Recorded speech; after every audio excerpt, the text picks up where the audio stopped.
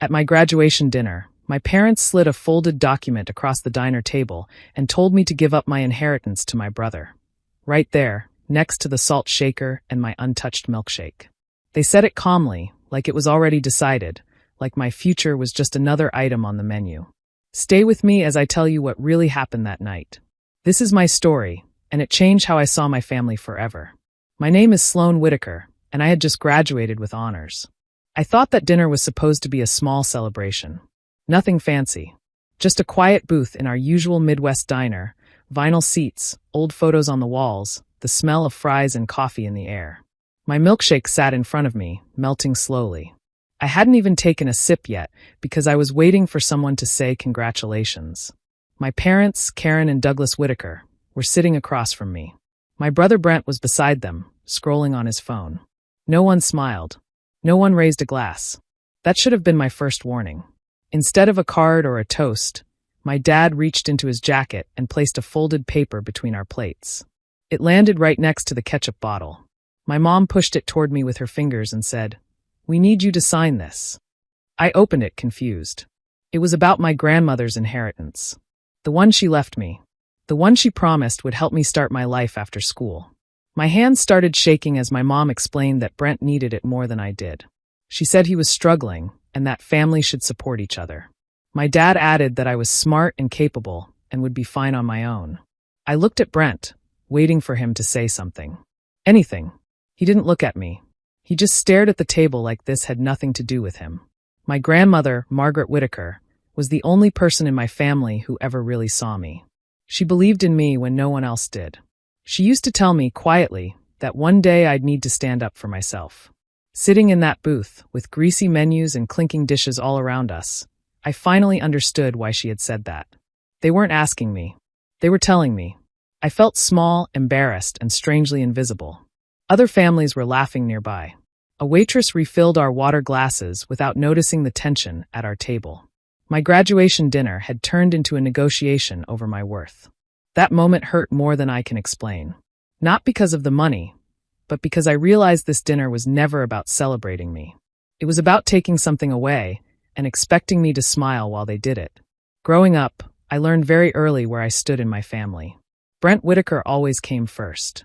It wasn't something anyone ever said out loud, but it was clear in 1,000 small moments. If Brent forgot his homework, it was because the teacher was unfair. If he quit another activity, it was because it wasn't right for him. If he failed, someone else was always to blame. When I succeeded, it was expected. When I struggled, it was ignored. I was the easy child. That's what my parents liked to call me. Low maintenance. Reliable. Independent.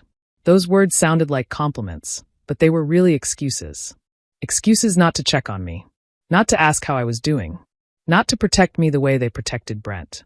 If Brent needed money, it appeared. If he needed time, plans changed. Family schedules bent around his moods and mistakes. Meanwhile, I learned to shrink my needs until they barely existed. I didn't ask for help with school supplies or college applications. I didn't complain when I worked part-time jobs to cover things my parents said they couldn't afford. Somehow, they could always afford Brent. When I brought home good grades, my mom would smile and say, "See? You're fine." When Brent barely passed, the house went quiet, careful, supportive. His failures were emergencies. My successes were conveniences. I remember one birthday where Brent got a new gaming system because he'd had a rough year. My gift was a card and a reminder to be grateful. I told myself it didn't matter. I told myself I was strong. But strength, I learned, was just another way they avoided responsibility. The only person who ever noticed was my grandmother, Margaret Whitaker. She didn't announce it. She didn't confront my parents. She just paid attention. She asked me questions no one else did. She listened when I answered. When I stayed late studying, she brought me food. When I worked weekends, she slipped cash into my pocket and told me not to argue. She once said to me very softly, "You don't have to earn your place." I didn't understand what she meant at the time. I thought love was something you proved by being useful, by being quiet, by not causing trouble. Margaret never treated me like I was invisible. She came to my school events. She remembered my goals. She celebrated me without comparing me to Brent. I think she saw what my parents refused to see, or chose not to. Looking back, I understand that my parents didn't raise me to be independent. They raised me to be convenient. Brent was allowed to take up space. I was taught to leave room for him. That imbalance shaped everything about me. It taught me to accept less, to apologize for wanting more, to confuse endurance with love. And it's why, sitting at that diner years later, I wasn't just being asked to give up money.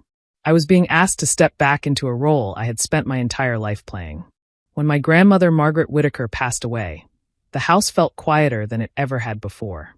Not just because she was gone, but because something steady had disappeared from my life. She had always been my safe place, the one person who never asked me to be smaller. The day her will was read, my parents acted calm and respectful. They sat side by side, hands folded, nodding at the lawyer as if everything being said was perfectly reasonable.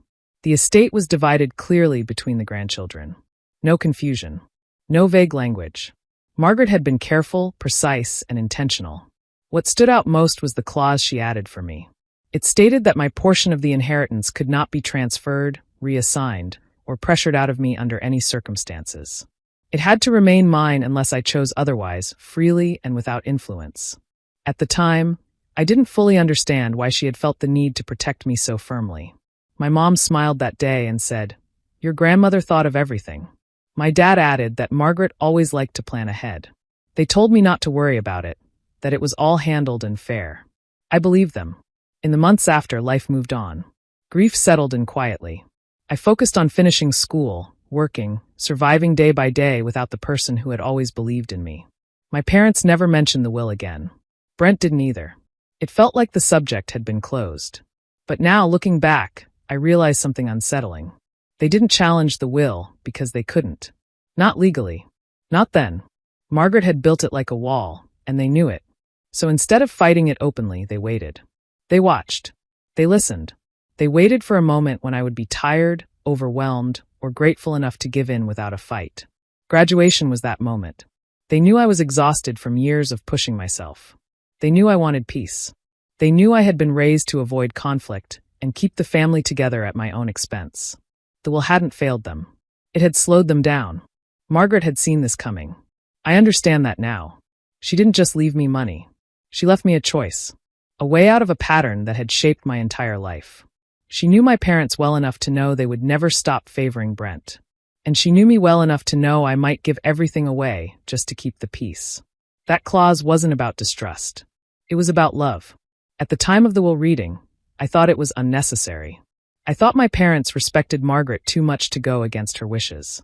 Sitting at that diner later, with paperwork pushed toward me like an obligation, I realized how wrong I had been. They hadn't accepted Margaret's decision. They had only paused, waiting for a moment when they could ask instead of demand, pressure instead of force. Margaret's promise wasn't just written in legal language. It was a quiet warning, one I didn't fully understand until it mattered most. Back at the diner, the air felt heavy, like it had thickened around our booth. My mom leaned forward first, lowering her voice as if that made what she was saying kinder. She told me Brent needed stability. She said it slowly, carefully, like she was explaining something obvious to a child. Life had been hard for him, she said.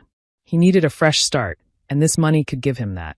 My dad nodded along, his hands folded near the edge of the table. He added that I was capable enough without help. He reminded me how I always figured things out on my own. He said it like praise, but it landed like a sentence. Because what he really meant was that I didn't deserve support since I had learned to survive without it. The paper sat between us, flat and silent. No one touched it, but it felt louder than any of our voices. The diner noise blurred around me, forks clinking, someone laughing a few booths away, a server calling out an order. All of it felt unreal, like I was watching someone else's life unfold. Brent didn't say much. He didn't argue with them, and he didn't defend me. He stared at the tabletop, jaw tight, eyes fixed on a scratch in the wood. Every now and then, he shifted in his seat like he wanted to disappear.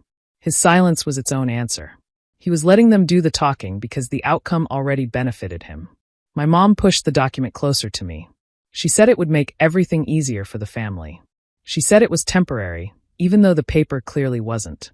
She told me we could finally move forward once this was done. Her words stacked up on each other, soft and heavy, meant to wear me down. I realized then how carefully this moment had been planned. They hadn't chosen a lawyer's office or our living room. They chose a diner. Public. Casual. A place where scenes weren't welcome. a place where I would feel uncomfortable saying no. Graduation had been the perfect excuse. I was tired, emotionally drained, and still carrying the weight of grief for my grandmother. They counted on that. They counted on my gratitude, my habit of keeping the peace, my fear of being seen as difficult. No one said congratulations. No one asked how I felt about finishing school. No one mentioned my achievements. The dinner was never meant to celebrate me. It was meant to corner me. As I sat there, I understood something painful and clear. This wasn't a request. It was an ambush. They weren't giving me time to think or space to breathe. They wanted an answer while I was vulnerable, while my guard was down. The paper between the plates wasn't just legal language. It was proof that they believed I would always give in, that I would always put Brent first, just like they did.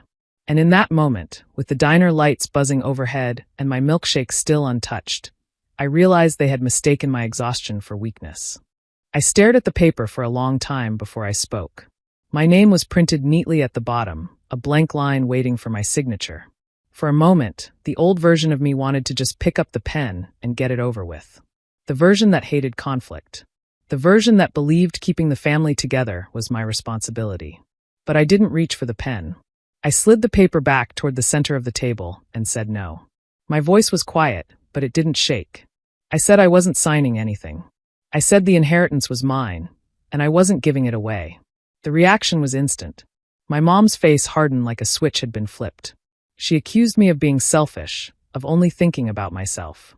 She said she couldn't believe I would do this to my own brother. Her voice rose just enough to draw glances from nearby booths. My dad leaned back in his seat, disappointment written all over his face. He said I was choosing money over family. He told me that this decision would change how everyone saw me. He spoke like a judge delivering a verdict, calm and final. I waited for Brent to say something. I hoped, stupidly, that he might tell them to stop. That he might say it wasn't right. Instead, he finally looked up and spoke for the first time that night. He said the money would fix things for him. That was it. No apology. No acknowledgement of what they were asking me to give up. Just a simple statement, like my inheritance was a tool meant to repair his life. Like I was holding on to something that rightfully belonged to him. In that moment, something inside me settled.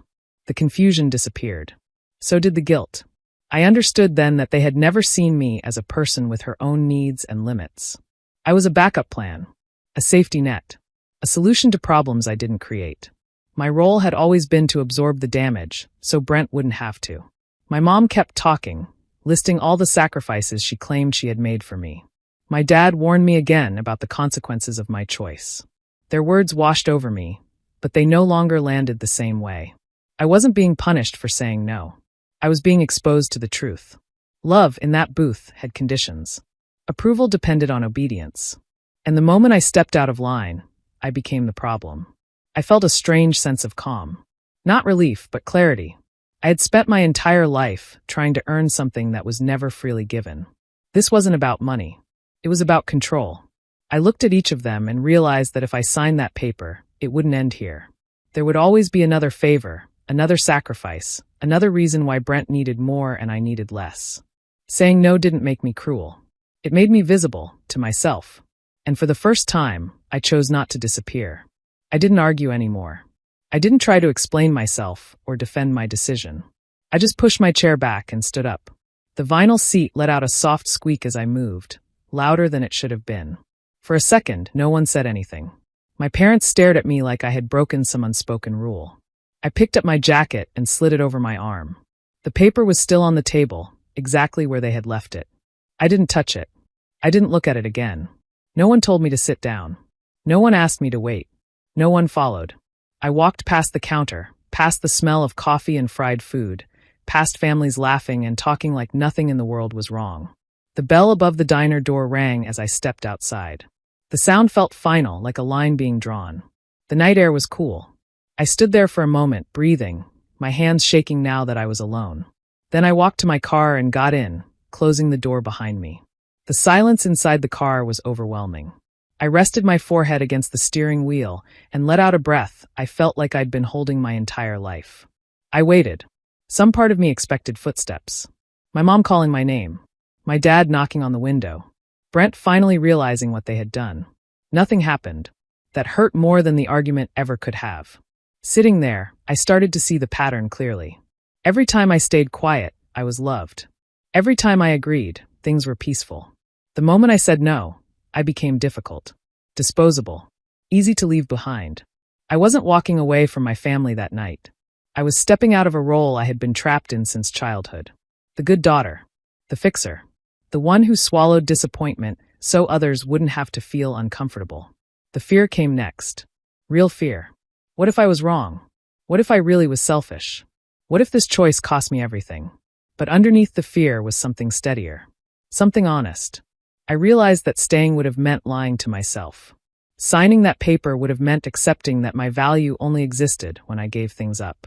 Walking away hurt, but it didn't feel fake. It didn't feel like betrayal. It felt like truth. The diner lights glowed behind me through the windshield. My phone stayed silent. No missed calls. No messages. Just proof that no one was coming to save me or stop me. I started the car and pulled out of the parking lot slowly. My chest ached, but my hands were steady now. I didn't know what would happen next. I only knew I couldn't go back into that booth. For the first time, I wasn't choosing what kept the family comfortable. I was choosing what allowed me to breathe. A few days after the diner, I found myself sitting in a quiet lawyer's office, hands folded in my lap, heart still tight with disbelief. The room smelled like old books and clean paper. Everything felt calm in a way my life hadn't felt for a long time. The attorney spoke gently, walking me through my grandmother's will line by line. He explained it slowly, like he knew I needed time to absorb it. Margaret had been very careful. Every word was intentional. Every clause was placed for a reason. He told me the truth without hesitation. My inheritance was completely protected. No one, not my parents, not my brother, could take it from me or redirect it without my clear and voluntary consent. There were safeguards in place to prevent pressure, manipulation, or coercion.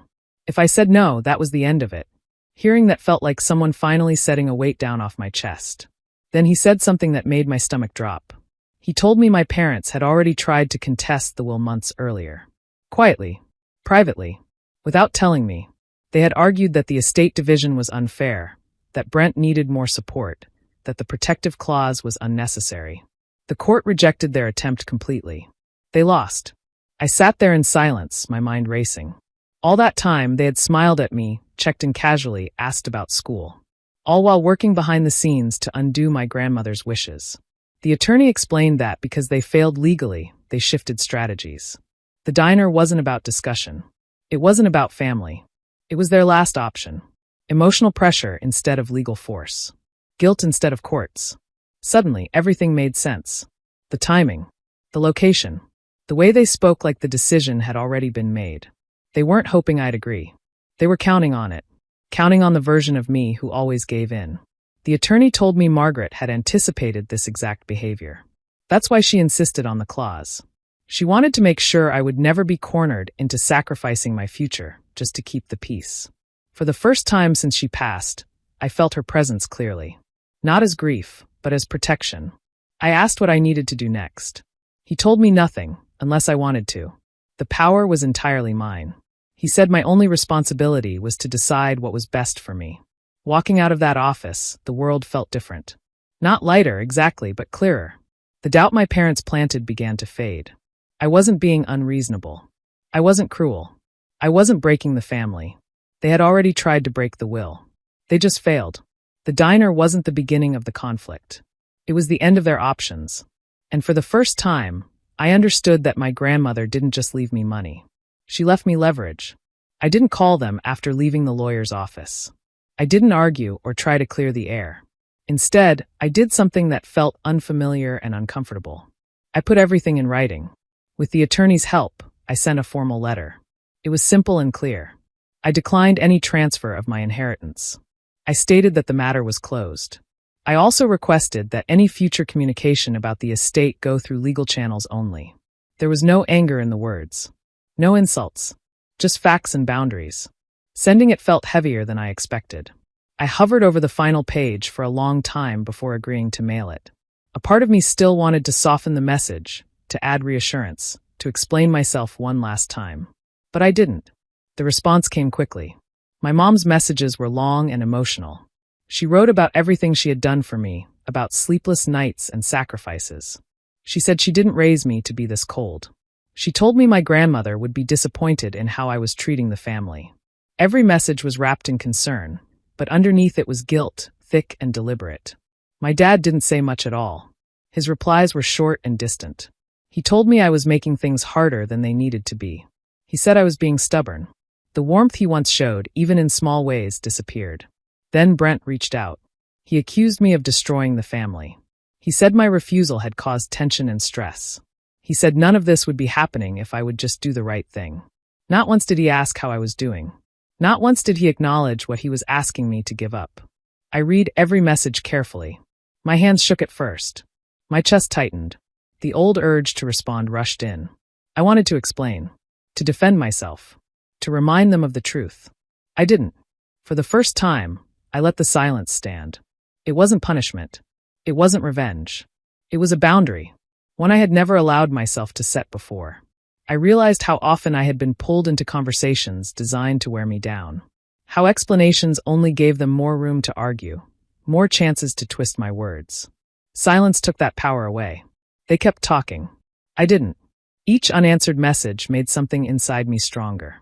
I began to understand that boundaries don't require agreement. They don't need approval. They just need consistency. I wasn't abandoning my family. I was refusing to negotiate my worth. The quiet that followed was uncomfortable, but it was also peaceful. Without constant pressure, I could finally hear my own thoughts. I could breathe without waiting for the next demand. Silence became my answer. And for the first time in my life, it was enough. Once the noise settled, my life began to move forward in quiet, practical ways.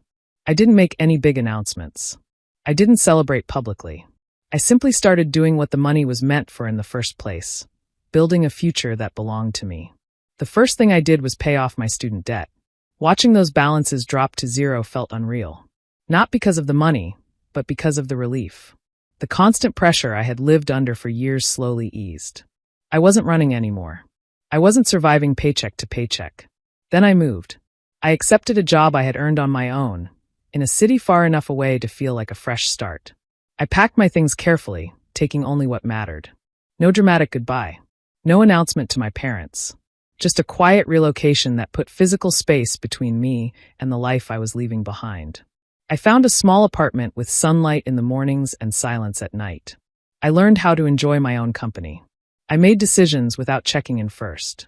Every choice, even the small ones, felt like practice in being free. I used the inheritance carefully. I planned. I saved. I invested in myself instead of patching holes in someone else's life. Every responsible decision felt like honoring my grandmother in a way words never could. Meanwhile, nothing changed for Brent. He continued to struggle financially. Jobs came and went. Plans fell apart. The money he expected never arrived, and without it, his problems remained his own. For the first time, no one stepped in to clean up after him. My parents felt that absence more than I expected. Without me around, things didn't run as smoothly. There was no one quietly fixing issues, smoothing tensions, or offering help without being asked. The role I had played for years became visible only when it was gone. They didn't apologize. They didn't reflect openly. But I could feel the shift in how they spoke to me when they did reach out. There was distance now. Uncertainty. They were speaking to someone who no longer bent automatically. That was the real consequence. The revenge wasn't loud. I didn't confront them or demand accountability. I didn't need to. I lived well on my own terms, without their approval or control. I didn't rescue Brent. I didn't fund his recovery. I didn't step back into the role they built for me. And without my compliance, their system stopped working. I realized then that my power had never been in confrontation. It had always been in my willingness to give. Taking that away changed everything. I wasn't trying to punish them. I was choosing myself. And that choice was permanent. Some endings don't come with arguments or apologies. Some just arrive quietly when you stop participating. And that kind of ending lasts. Months passed before my phone rang with my mother's name on the screen. By then, my life had settled into a steady rhythm. Work, quiet evenings, a sense of control I had never known before. Seeing her name didn't send panic through me the way it once would have. I let it ring for a moment before answering. Her voice sounded tired. Softer than I remembered. She asked how I was doing, said she hoped I was well. Then, slowly, the reason for the call came out. Things were difficult. Bills were piling up. Brent was struggling again. She said the family could really use my help. She didn't say money at first, but it hung between us. So did expectation. She talked about everything we had been through together. About forgiveness. About moving forward. She said families shouldn't stay divided. She said she missed me. I listened quietly. I didn't interrupt. I didn't argue. I noticed how calm I felt, how distant the emotions were that once controlled me. There was no rush to explain myself. No urge to fix anything. When she finally paused, waiting for my response, I spoke carefully. I told her I couldn't help. Not financially. Not with favors. I said my decision hadn't changed. I said I wished her well, but I needed to protect the life I had built. There was a long silence on the other end. She asked if I really meant it. If I was willing to let things stay this way. I told her yes. I wasn't angry. I wasn't trying to punish anyone. I was choosing peace. She cried then. Said she didn't recognize me anymore. That hurt, but it didn't break me. Because for the first time, I recognized myself. I thought of my grandmother in that moment. Of the care she took to protect me, even after she was gone. She hadn't left me an inheritance, so I could trade it for approval. She left it so I could live freely, without being owned by guilt or obligation. I told my mother goodbye and ended the call. I didn't save her number afterward. Not out of anger, but out of clarity. Some doors don't need to be slammed. They just need to stay closed. As I sat there afterward, the quiet felt complete. Not empty. Earned. I had spent my life trying to be enough for people who only valued me when I gave everything away. Walking away from that wasn't loss. It was release. I chose peace over approval. I chose my future over their comfort. And in doing so, I honored the only person who had ever loved me without conditions. That was the real inheritance. And this time I kept it. Do you think Sloane made the right choice by stepping away from her family? Or should she have kept trying to fix things that were never her responsibility? Share your thoughts below. I really want to hear what you think. And if stories like this resonate with you, make sure to subscribe and turn on notifications so you don't miss the next one.